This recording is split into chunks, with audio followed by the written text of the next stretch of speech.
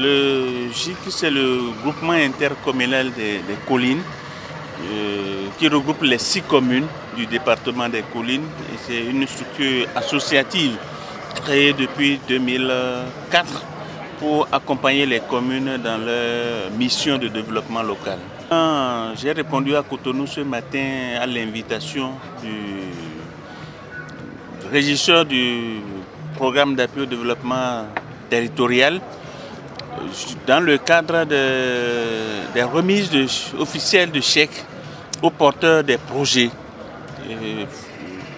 sélectionnés dans le cadre de l'appel à projet lancé par ce programme-là.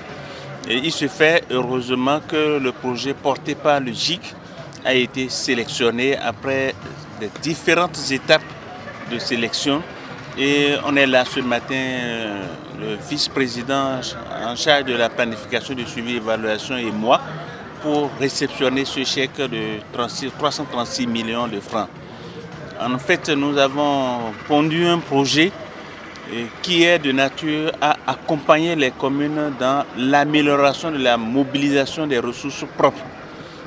Non seulement leur amélioration, mais aussi leur sécurisation pour permettre à nos communes justement de disposer de plus de moyens pour vraiment réaliser les biens et services au profit des citoyens de leur commune et donc l'exercice de leurs compétences. Il va s'agir en fait d'introduire dans le système de collecte des taxes sur les infrastructures économiques et marchandes de dispositifs électroniques qui permettent aux services communaux en charge de la mobilisation de ressources d'avoir la sécurité dans les taxes qui sont collectées sur les marchés pour le compte de la commune.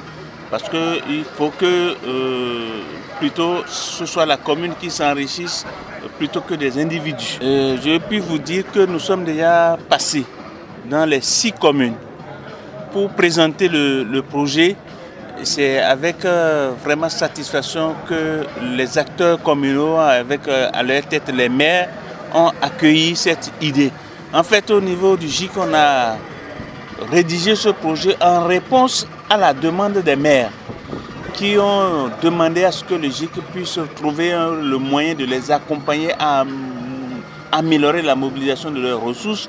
Donc quand on est allé leur rendre compte de ce qu'on a eu un financement du PADT, c'est avec vraiment grande satisfaction. Et comme ça a été dit à la cérémonie ce matin, le challenge reste la réussite de ce projet-là.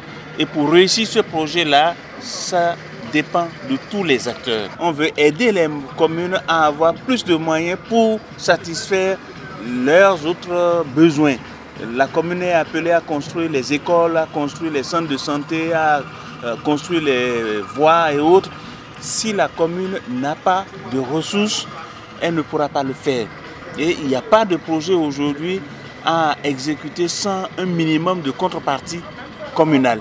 Et cette contrepartie communale, la commune ne peut l'avoir qu'à travers ces ressources qu'elle mobilise sur ce qu'elle a déjà réalisé. Nous avons pris l'engagement vis-à-vis du PADT de faire évoluer la mobilisation des ressources de l'ordre de 25%. Je serais heureux de savoir qu'on est allé au-delà des 25%.